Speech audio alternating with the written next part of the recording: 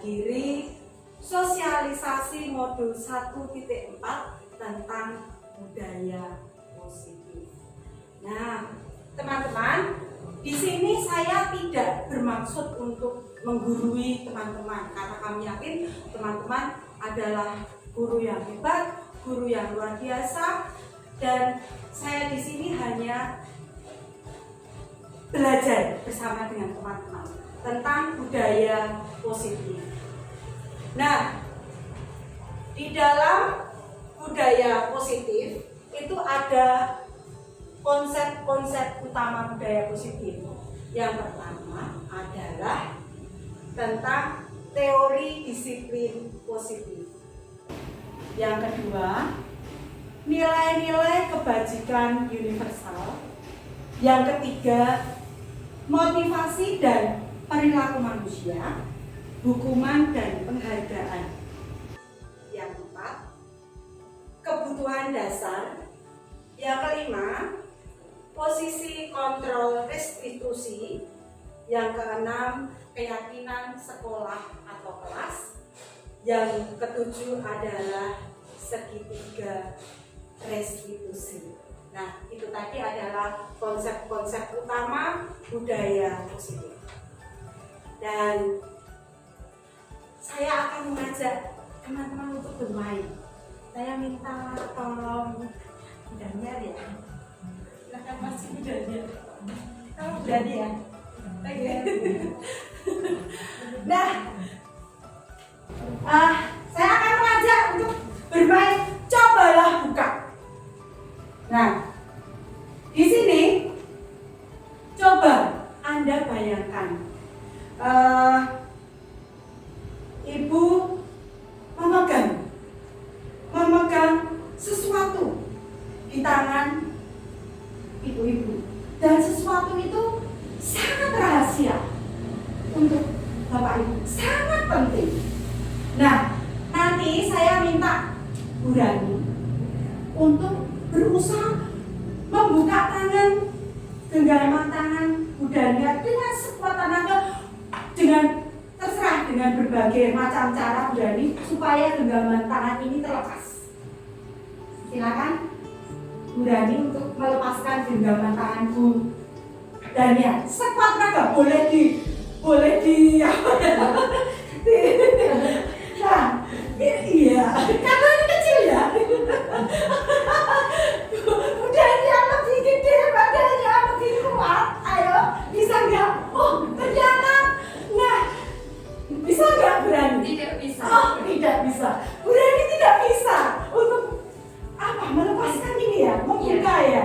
Nah, kira-kira apa ya yang menjadi alasan budaya untuk ini tidak membukakan kepala tangannya ini? Alasannya apa coba? Karena ini rahasia. Oh, mau memberi rahasia. Oh, begitu. Oke, ini adalah alasan dari budaya tidak mau mengumbar rahasia. Karena ini bersifat apa ini? Penting ya ini bagi budaya. Oke, terima kasih untuk budaya.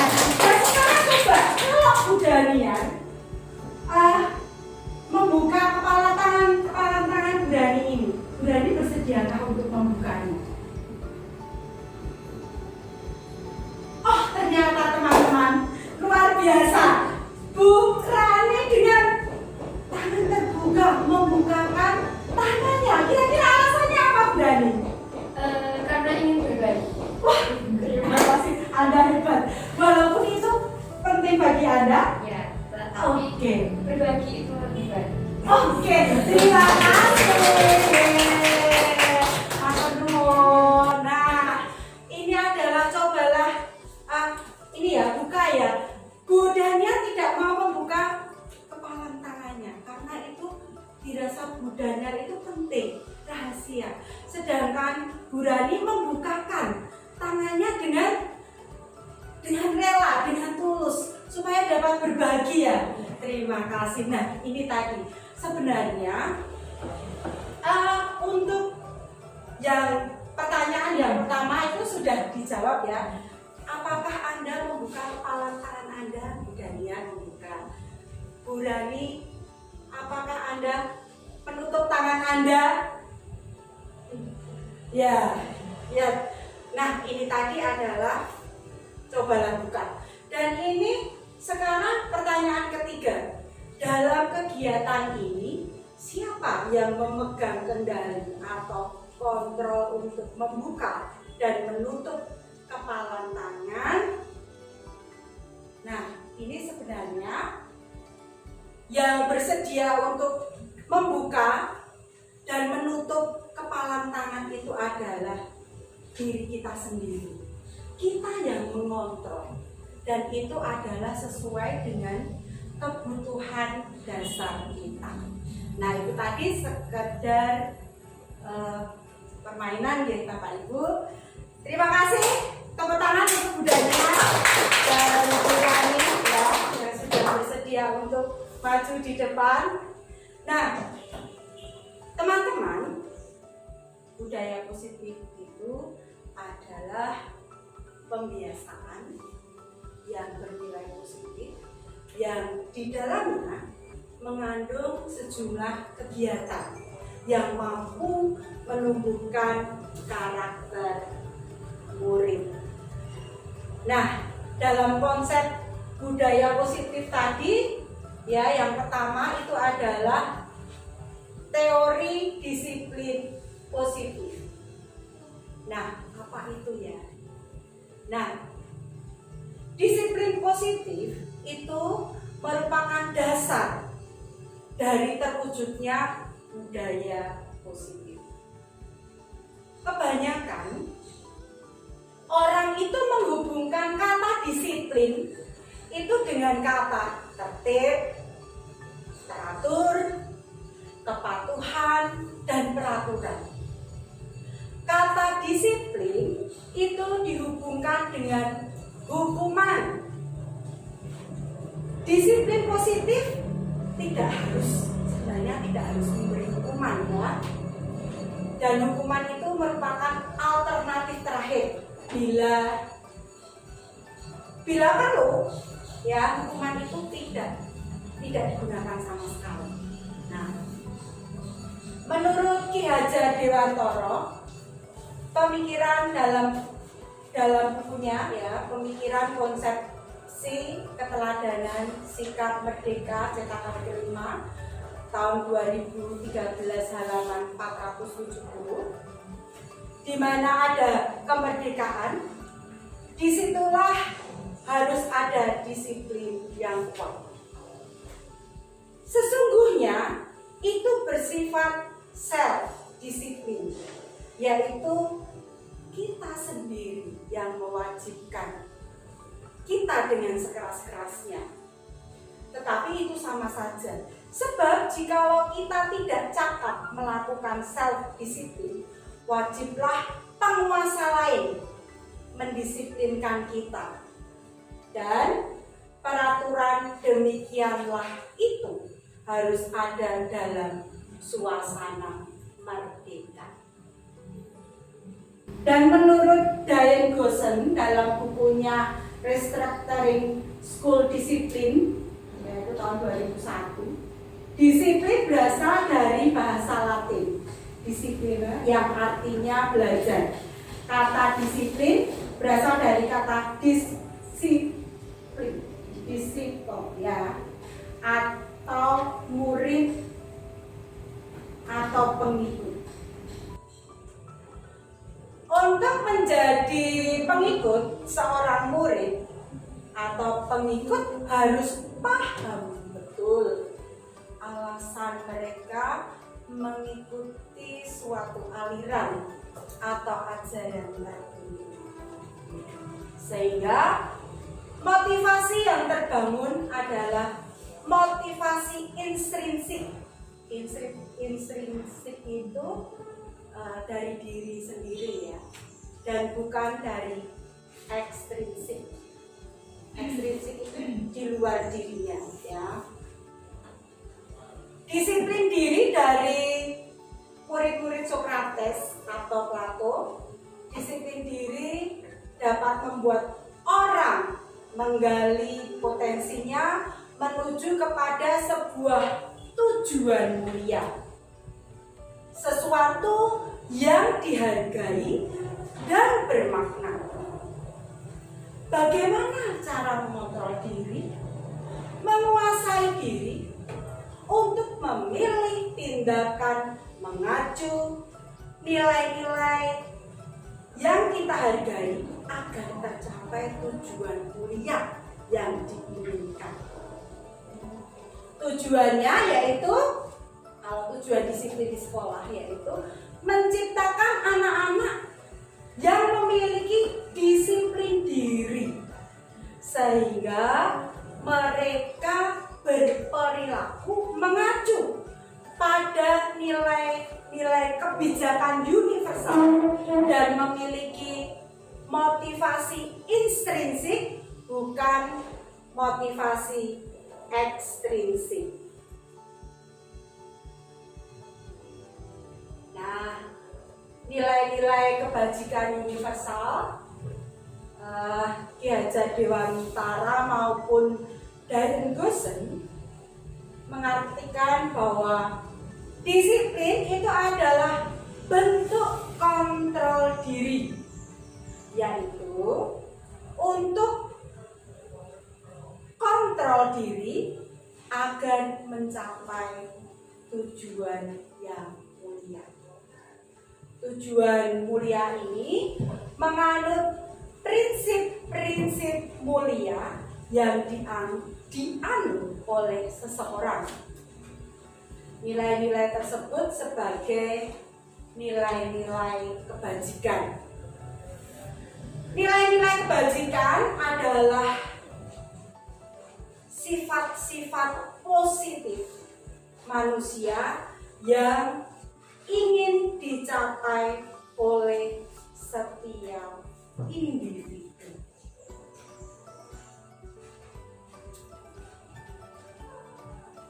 Nah, salah satu nilai kebajikan yang ingin dicapai oleh anak Indonesia yaitu adalah tentang profil pelajar Pancasila.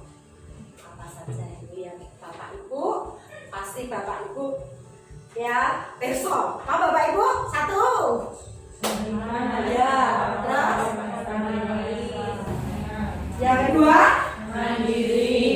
Yang ketiga Keterbukaan global. Yang keempat Bernalar kritis. Yang kelima Kreatif. Yang kelima Gotong royong. Iya, demikian tadi adalah nilai-nilai kebajikan yang ingin dicapai oleh anak-anak Indonesia.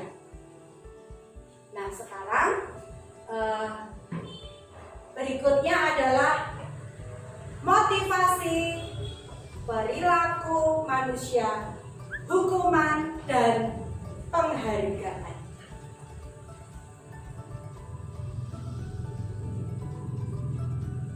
Motivasi dan perilaku manusia. Nah, ada 3 motivasi perilaku manusia menurut Darren Gosen, yaitu yang pertama untuk menghindari ketidaknyamanan atau hukuman. Yang kedua untuk mendapatkan imbalan atau penghargaan. Yang ketiga untuk menjadi orang yang mereka inginkan dan menghargai diri sendiri dengan nilai-nilai yang mereka percaya. Motivasi yang pertama, ya, motivasi perilaku manusia yang pertama, yaitu untuk menghindari ketidaknyamanan atau hukuman. Ini adalah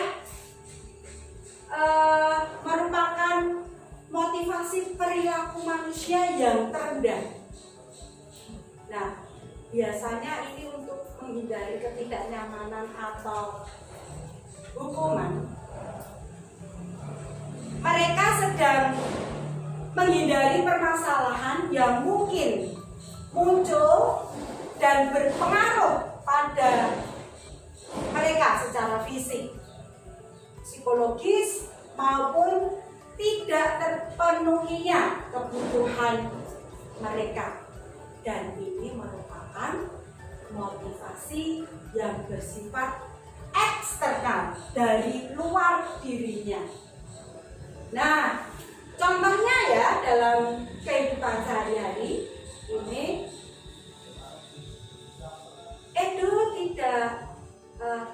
Edo itu memakai topi saat upacara. Sebab kalau tidak memakai topi, ya, Edo akan mendapatkan hukuman. Nah, yang kedua, contoh yang kedua yaitu Gino belajar supaya mendapatkan nilai yang bagus. Karena apa? Karena kalau nilainya tidak bagus, Dino ini akan mendapatkan dimarahi orang tua. Ya. Tidak mendapat nilai bagus, itu akan dimarahi orang tua. Nah, ini ya. Kemudian contoh yang ketiga adalah Vita tidak terlambat, ya. Supaya apa? Supaya tidak mendapatkan poin atau hukuman seperti kita ya. Kalau kita tidak terlambat supaya tidak apa sanksi dari yayasan ya gitu ya. Nah, ini ada. Kemudian motivasi atau perilaku manusia yang kedua yaitu untuk mendapatkan imbalan atau penghargaan dari orang lain. Ini merupakan satu tingkat lebih tinggi dari teori motivasi yang pertama tadi ya. Nah, biasanya ini untuk mendapatkan imbalan atau penghargaan. Mereka melakukan sebuah tindakan untuk mendapatkan pujian, ya, atau hadiah, atau pengakuan, ya. Motivasi ini juga bersifat eksternal, ya, dari luar dirinya. Sebagai contoh adalah Siva giat belajar supaya mendapatkan nilai yang bagus. Kalau nilainya bagus, ya, dia akan mendapatkan stiker bintang dari gurunya. Nah, ini adalah ya contoh dari motivasi untuk mendapatkan imbalan. Kemudian contoh yang kedua, Dendi mau membantu adiknya, mungkin mau diberi permen oleh ibunya atau mau diberi roti oleh ibunya, ya.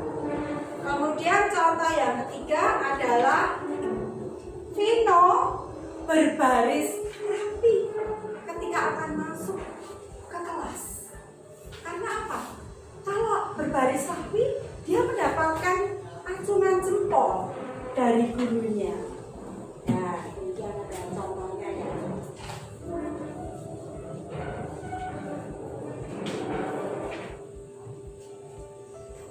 Kemudian yang ketiga, motivasi yang ketiga yaitu untuk menjadi orang yang mereka inginkan dan menghargai diri sendiri dengan nilai-nilai yang mereka percaya. Mereka melakukan sesuatu ini karena nilai-nilai yang mereka yakini dan hargai. Mereka melakukannya karena ingin menjadi orang yang melakukan nilai-nilai yang mereka yakini tersebut. Nah, inilah yang terbaik, Bapak Ibu, adalah motivasi yang terbaik, yaitu merupakan motivasi yang membuat seseorang itu memiliki disiplin positif. Nah, inilah motivasi yang terbaik. Jadi bukan karena tadi ya mendapatkan pujian, bukan karena mendapatkan imbalan. Jadi orang itu benar-benar melakukan sesuatu karena mereka ingin melakukan sesuatu seperti yang mereka yakini.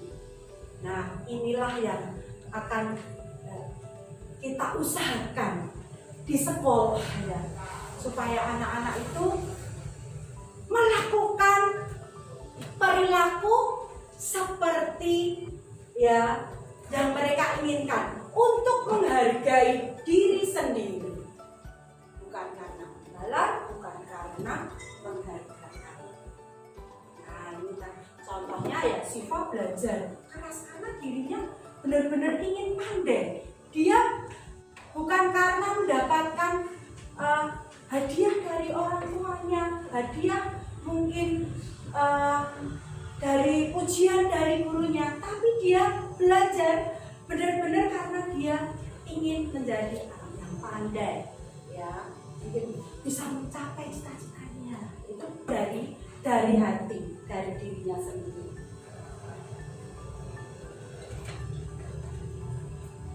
Nah, kemudian hukuman dan penghargaan.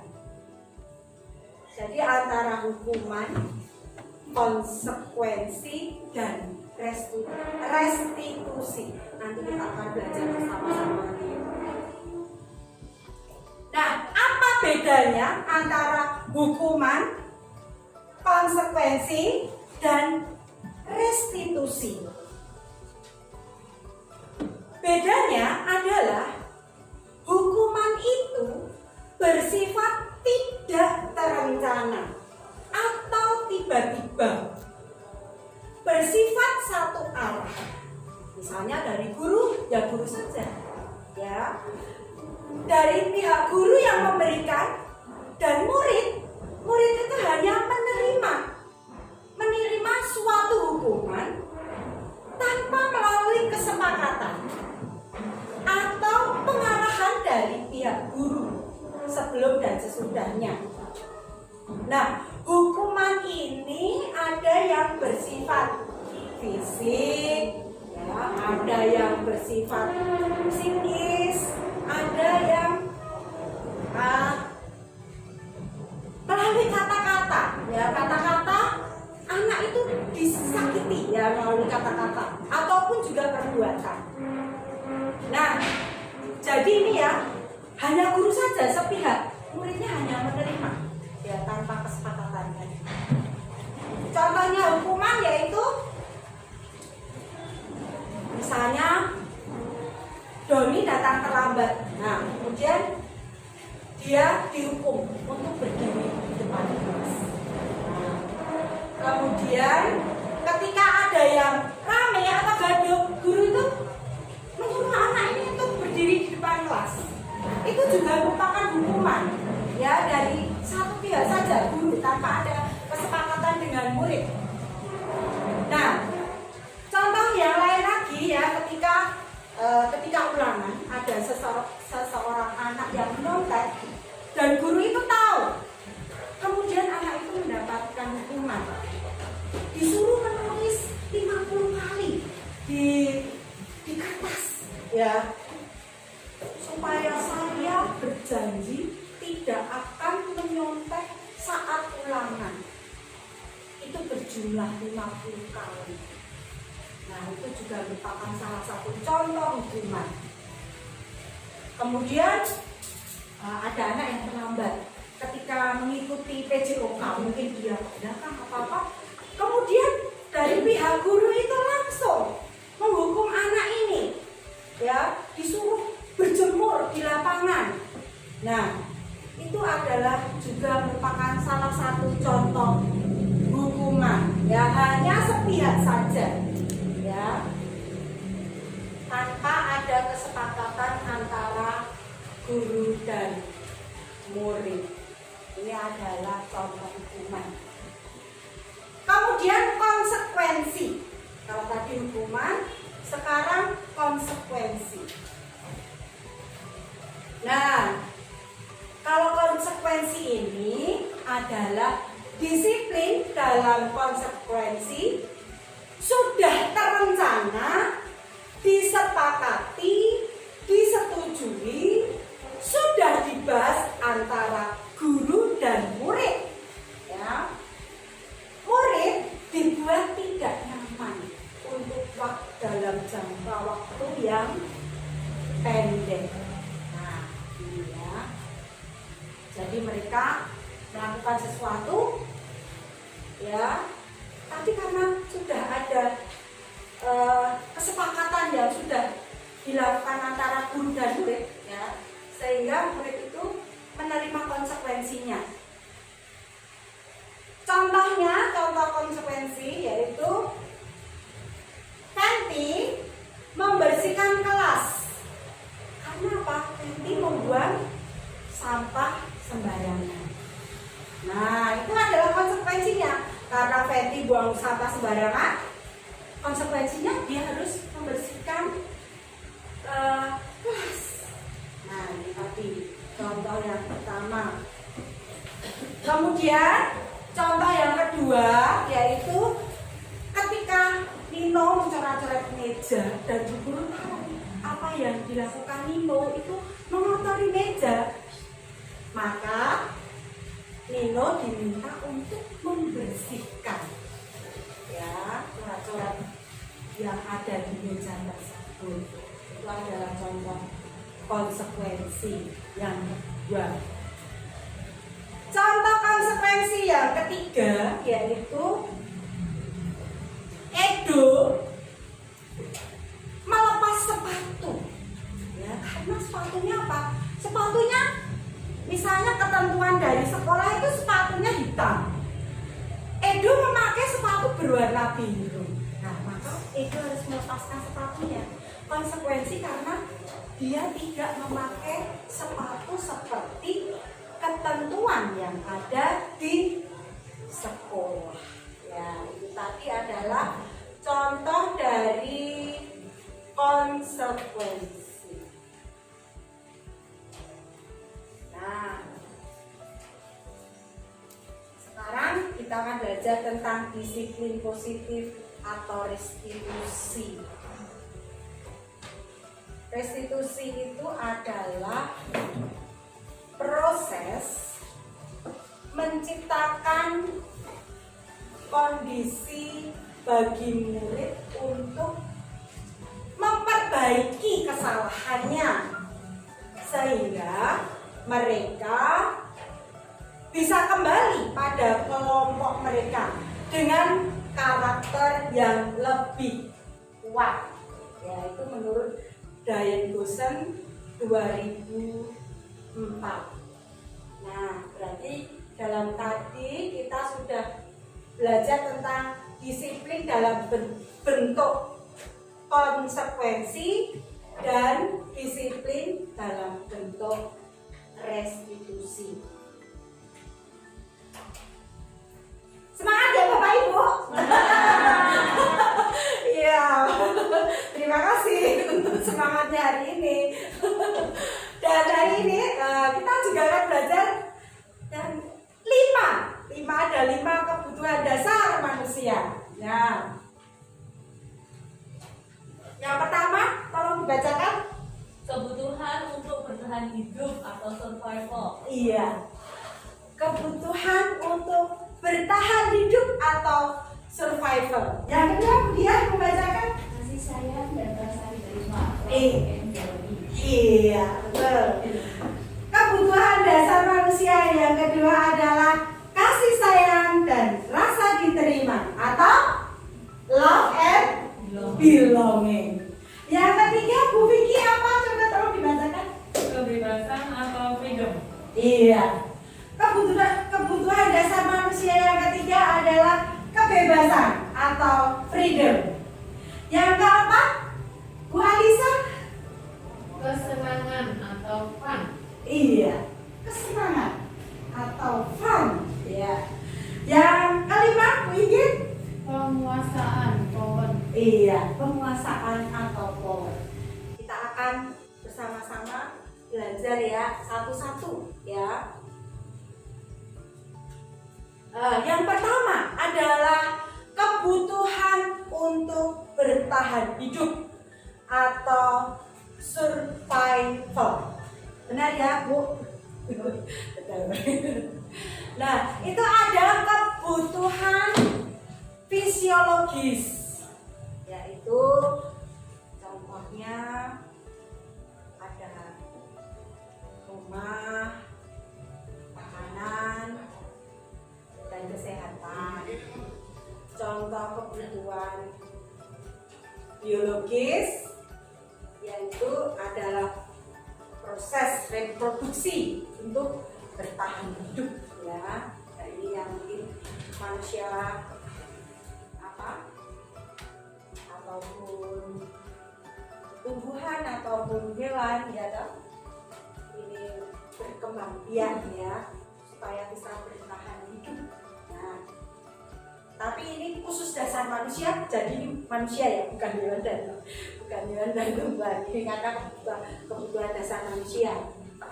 Kemudian kebutuhan psikologis secara psikis, yaitu contohnya adalah rasa aman, nyaman, dan lingkungan ya. Kemudian kebutuhan yang kedua itu adalah kebutuhan kasih sayang dan rasa diterima. Kebutuhan ini merupakan kebutuhan koneksi sosial untuk memberi, menerima kasih sayang, merasa menjadi bagian dari suatu kelompok, tetap terhubung dengan teman, keluarga, mungkin pasangan hidup, ataupun juga binatang kesayangan dan kelompok di mana kita bergabung. Nah, contoh kebutuhan kasih sayang dan rasa diterima ini adalah kita itu merasa diperhatikan oleh teman saat dia dipinjami temannya ya pada saat dia tidak membawa bensin. Nah, kita ini merasa diperhatikan, merasa disayang oleh teman-temannya. Nah, itu adalah contoh pertama. Kemudian contoh yang kedua, ini sangat senang.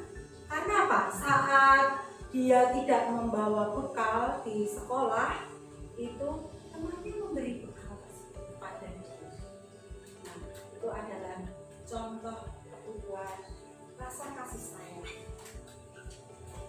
Contoh yang ketiga adalah Tito sangat senang karena apa? Mendapatkan kado saat ulang tahun. Ya, dia merasa disayangi, diberi kado. Ya.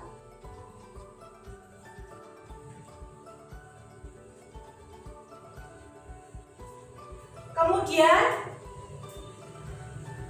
kebutuhan dasar manusia yang ketiga adalah penguasaan atau kebutuhan pengakuan atas kemampuan. Kebutuhan ini berhubungan dengan kekuatan untuk mencapai sesuatu, menjadi kompeten, menjadi terampil, diakui prestasi atau keterampilan, dianggap berharga, dihormati, bisa membuat perbedaan, keinginan ataupun pengaruh. Ya, berpengaruh. Contoh kebutuhan ini adalah Dendi itu sangat bangga ya, ketika dia bisa meraih juara, menjadi juara dalam lomba puisi. Itu adalah kebutuhan pengakuan atas kemampuan. Kalau merasa sedih saat mainannya diminta adiknya, nah ini berarti kan kemampuannya ya terasa ini penguasaannya diambil oleh adiknya ya. Kemudian contoh yang ketiga adalah Doni merasa bangga saat menjadi pemimpin upacara. Nah, ini tadi adalah kebutuhan dasar manusia yang ketiga. Sekarang kebutuhan akan kebebasan. Ya. Itu kebutuhan akan kemandirian, otonomi, memiliki pilihan dan mampu mengendalikan arah hidup seseorang. Nah, ini adalah contohnya itu apa ya? Ketika Budi ditinggal oleh orang tuanya, ia bosan di rumah.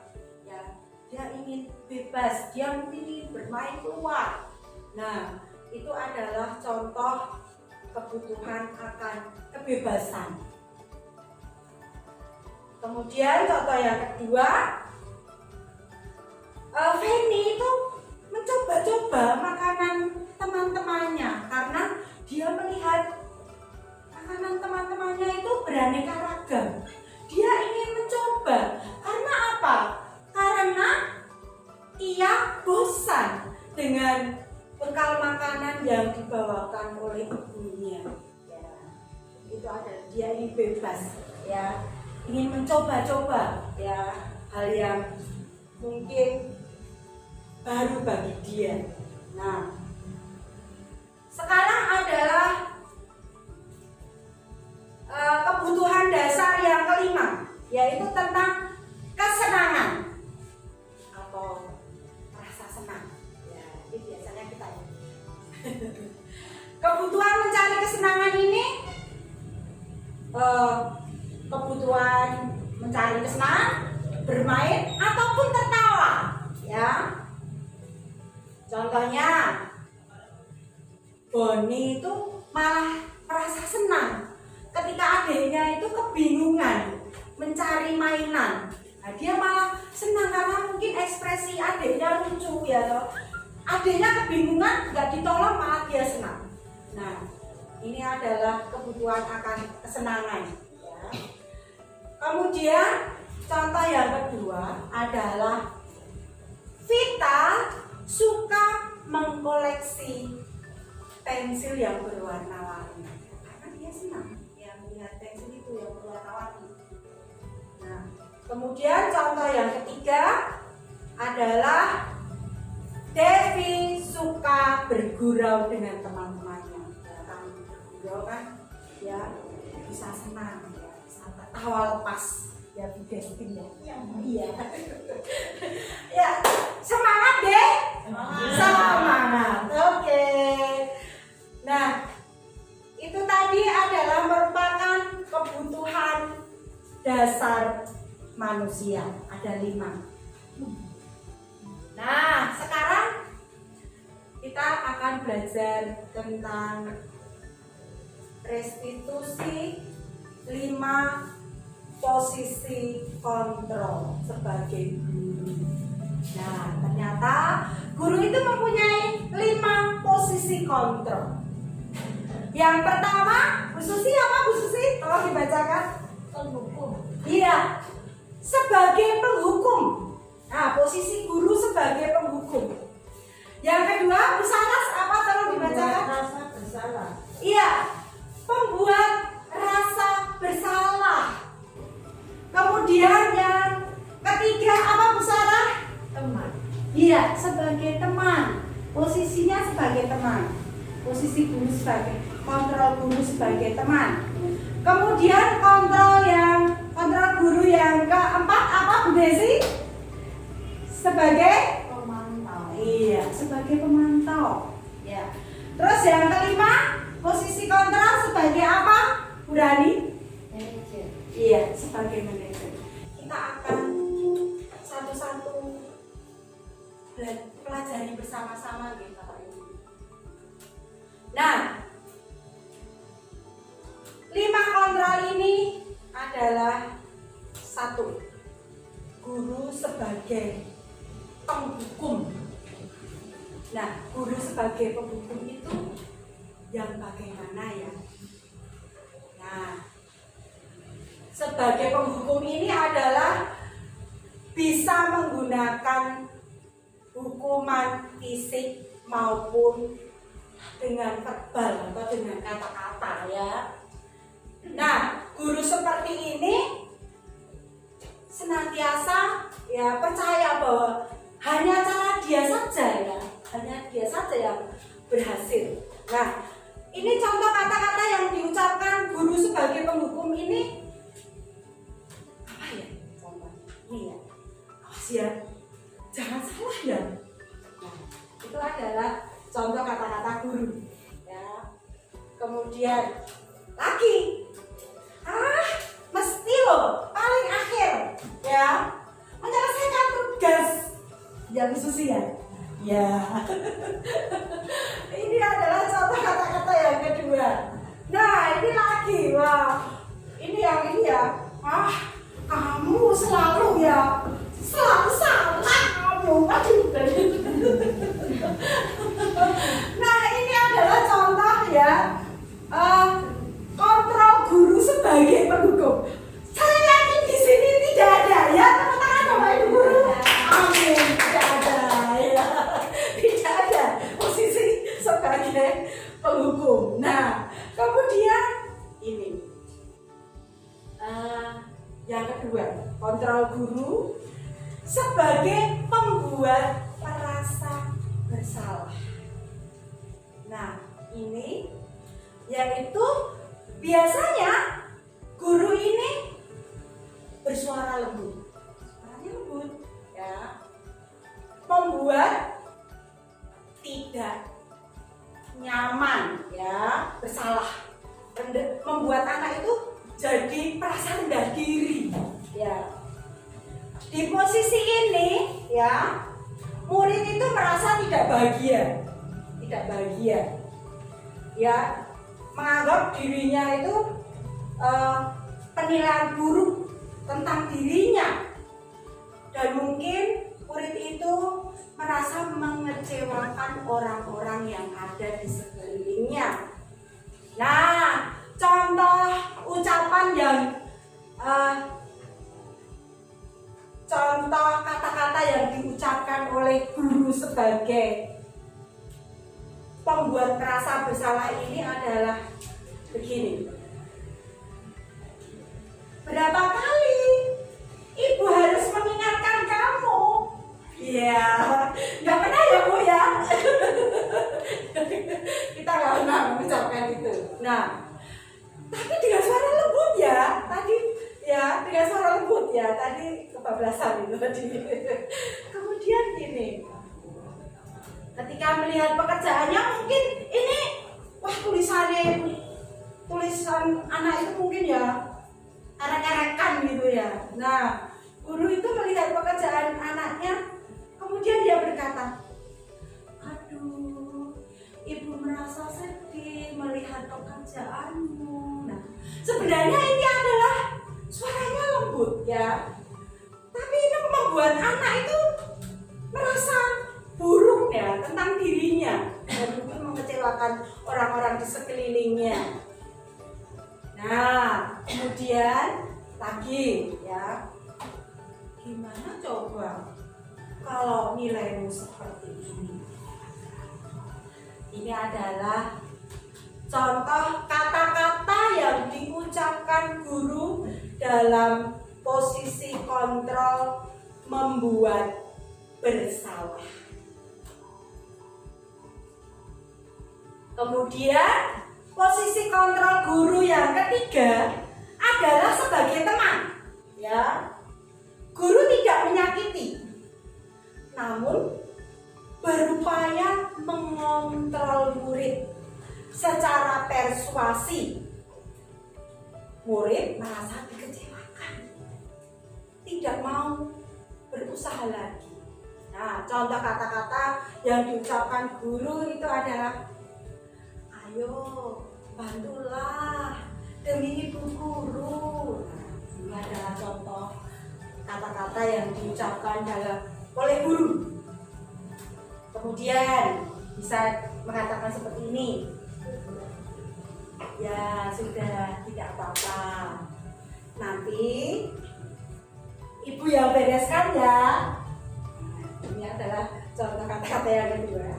Kemudian contoh kata-kata yang ketiga, ayo ingat bantuan ibu selama ini. Nah, ini adalah contoh kata-kata yang diucapkan guru dalam posisi kontrol sebagai teman. Nah, posisi yang kelima ini adalah sebagai manajer. Posisi kontrol guru sebagai manajer, yaitu bagaimana guru ya berbuat bersama dengan murid, mempersilahkan murid bertanggung jawab atas perilakunya, murid menemukan solusi atas permasalahannya, mengembalikan murid kepada kelompoknya dengan lebih kuat. Nah, ini adalah posisi kontrol yang paling tepat sebagai guru, yaitu sebagai manajer.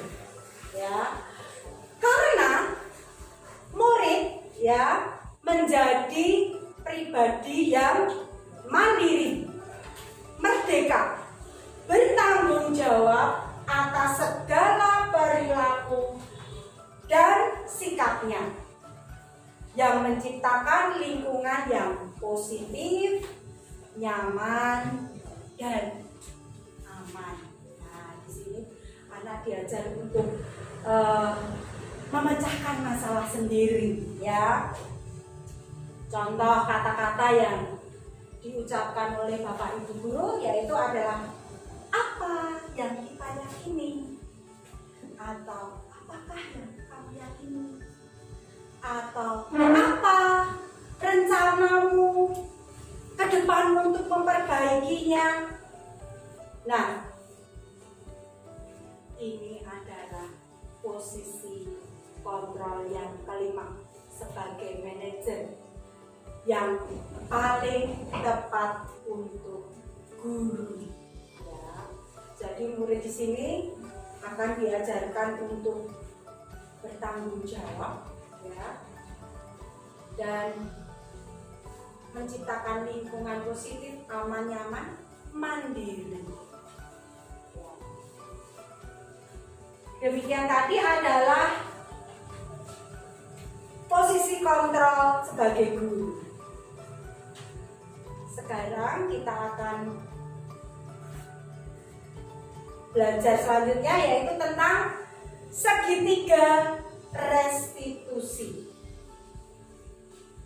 Diane Goosen merancang tahapan untuk memudahkan para guru dan orang tua itu melakukan proses untuk menyiapkan anaknya melakukan restitusi yang diberi nama segitiga restitusi.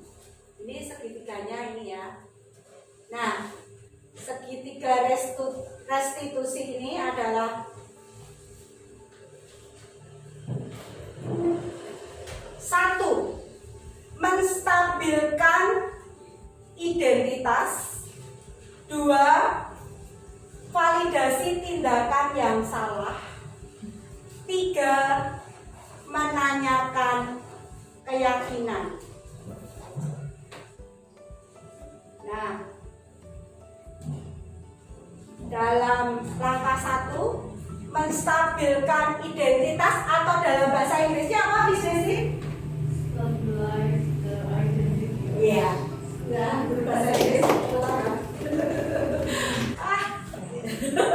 Kemudian yang kedua, validasi tindakan yang salah. Bahasa Inggrisnya apa bisa sih? Religious and misbehavior. Iya. Yang ketiga adalah menanyakan keyakinan, atau apa bisa sih? Seek the belief. Iya, betul. Nah, dalam langkah pertama menstabilkan identitas, yaitu dalam teori kontrol kita semua akan melakukan hal terbaik yang bisa kita lakukan. Ya. Yang kedua adalah validasi tindakan yang salah, yaitu semua perilaku itu pasti memiliki alasan. Yang ketiga, menanyakan keyakinan. Kita semua memiliki motivasi internal. Itu kalau dalam segitiga restitusi seperti ini ya. Ini yang pertama, menstabilkan identitas. Ya, yang kedua, tadi validasi tindakan yang salah. Yang ketiga, menanyakan keyakinan. Kita bahas satu persatu ya. Segitiga restitusi. 1. Menstabilkan identitas. Tujuannya ini adalah apa? Untuk mengubah identitas anak dari orang yang gagal karena melakukan kesalahan menjadi orang yang sukses, ya. Anak yang melanggar melanggar peraturan itu karena mungkin mereka mencari perhatian, ya. Itu adalah anak yang sedang mengalami kegagalan. Nah, kita bisa menstabilkan identitas mereka dengan mengatakan apa? Ini yang dikatakan oleh guru dalam menstabilkan identitas. Berbuat salah tidak apa-apa, ya, mungkin manusiawi, ya toh. Kemudian kata-kata yang kedua adalah kita bisa menyelesaikan masalah ini. Kemudian kata-kata yang ketiga contohnya adalah tidak semua manusia sempurna. Nah, kata-kata inilah yang mungkin menstabilkan identitas, ya, mengubah identitas anak dari orang yang gagal karena melakukan kesalahan menjadi orang yang sukses. Kemudian segitiga restitusi yang kedua yaitu adalah validasi tindakan yang salah. Setiap tindakan itu yang dilakukan ya, pasti mempunyai suatu tujuan untuk memenuhi kebutuhan dasar. Menurut teori kontrol, semua tindakan manusia yang baik maupun buruk. Jadi orang itu berbuat baik pasti mempunyai alasan. Dan mungkin orang itu berbuat jahat, itu mereka juga mempunyai alasan, suatu alasan untuk memenuhi kebutuhan dasar mereka. Ya. Nah, ini contoh ya. Anak merengek terus menerus ya. Tapi bila orang tua memperhatikan ya, maka anak tersebut akan terasa terpenuhi kebutuhan mereka. Ya. Kita mengatakan dengan nada yang tidak menghakimi, tetapi untuk memvalidasi kebutuhan mereka. Nah, contoh yang dikatakan, kita bisa mengatakan ini ya, untuk validasi tindakan yang salah. Kamu pasti mempunyai alasan tertentu mengapa kamu melakukan hal itu. Kemudian contoh yang kedua, kamu boleh mempertahankan sikap itu, tetapi kamu menambahkan sikap yang baru ya. Ini adalah contoh kata-kata yang kedua. Contoh kata-kata yang ketiga adalah kamu patut bangga pada dirimu karena kamu telah melindungi sesuatu yang penting bagi dirimu sendiri. Nah, restitusi ini tidak menyarankan guru ke murid bahwa melanggar aturan adalah sikap yang baik, tetapi memahami orang itu melakukan kesalahan itu karena mereka memiliki suatu alasan.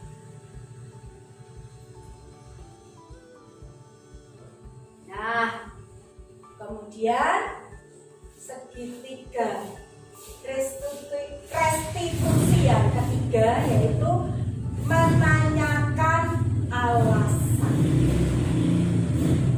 Teori kontrol menyatakan bahwa pada dasarnya kita termotivasi secara internal ketika identitas telah dicapai dan tingkah laku yang salah sudah divalidasi, maka anak akan siap untuk dihubungkan dengan nilai-nilai yang dia percaya dan berpindah menjadi orang yang diinginkan.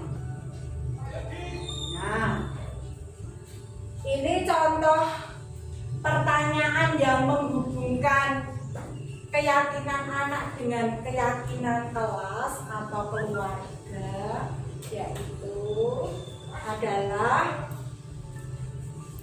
kamu mau jadi orang seperti apa? Mungkin ada pertanyaan dari Bapak Ibu semua. Ya, Bu Tiwi. Saya tidak bertanya, tapi saya hanya ingin memberikan sedikit tanggapan. Iya, mungkin Bu Tiwi bisa berdiri di sini. Tepuk tangan untuk Bu Tiwi. Mungkin maskernya bisa dilepas Bu.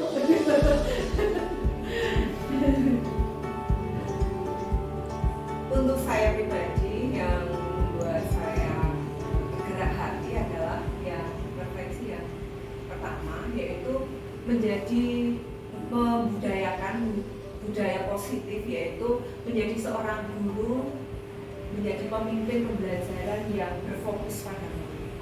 Mungkin selama ini karena terlalu banyak program sehingga kadang-kadang kurang memperhatikan anak, hanya memberikan materi-materi saja sehingga kadang kurang memperhatikan anak untuk jeda waktu untuk mendengarkan tugas.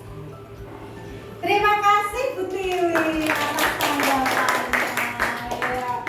Kemudian mungkin ada tanggapan yang berikutnya dari teman-teman, dari Bu Alisa. Silakan Bu Alisa maju ke depan. Iya, silakan maju.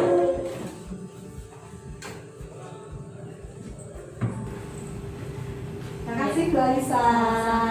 Sama, saya hanya memberi tanggapan teman-teman Bu Wahyu, saya tidak bertanya. Saya merasa senang dengan apa yang sudah disampaikan dari Bu Wahyu tadi. Sedikit banyak itu membantu kami untuk mengerti akan pentingnya budaya positif bagi anak-anak didik, karena melihat bagaimana ketika memberikan hukuman, memang kadang itu kita memberi hukuman itu membuat anak itu merasa takut, kemudian tidak terbuka. Dengan budaya positif yang sudah disampaikan oleh Bu Wahyu tadi, membuka kami untuk mengetahui bahwa ketika budaya positif ini diterapkan ke anak-anak, itu anak-anak akan sedikit terbuka, sehingga mereka tidak merasa takut ketika melakukan kesalahan, namun bisa memperbaiki kesalahan-kesalahan itu, dan guru pun juga akan lebih dekat dengan anak. Begitu Bu. Ya, terima kasih Bu Alisa. Iya, terima kasih tanda-tanda yang hebat untuk Bu Alisa. Ya. Kemudian mungkin ada lagi dari teman-teman semuanya. Mungkin Bu Dia. Cukup. Ya. Terima kasih teman-teman sudah hebat mengikuti kegiatan ini. Ya, kiranya Tuhan yang akan membalas ya kebaikan teman-teman semuanya. Tuhan Yesus memberkati kita semuanya. Terima kasih.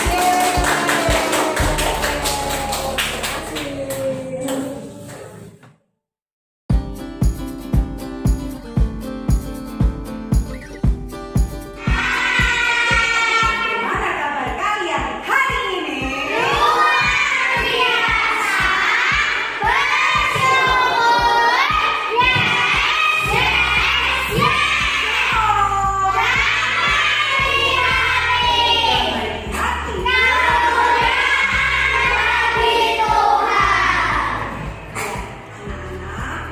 Kali ini kita akan bersama-sama membuat keyakinan kelas.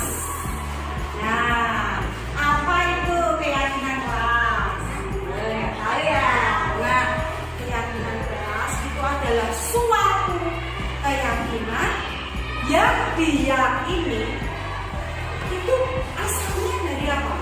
Dari hasil penyatuan pikiran untuk menjadi nilai-nilai kebaikan yang dilakukan di kelas ini nanti ya.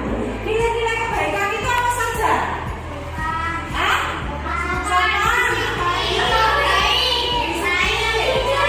Menghargai, jujur, apalagi baik, menghargai, adil, apalagi menghormati, apalagi saling menyayangi, bertanggung jawab, rajin, disiplin, tertib, apalagi. Nah, banyak ya. Nah, nanti kalian tuliskan satu saja dari kalian. Dan nanti kita akan satukan ya. Nanti kan guru akan membagikan kertas ini, kamu tulis satu-satu. Kemudian nanti hasilnya ditempelkan di sini. Oke? Ini ya. Oke.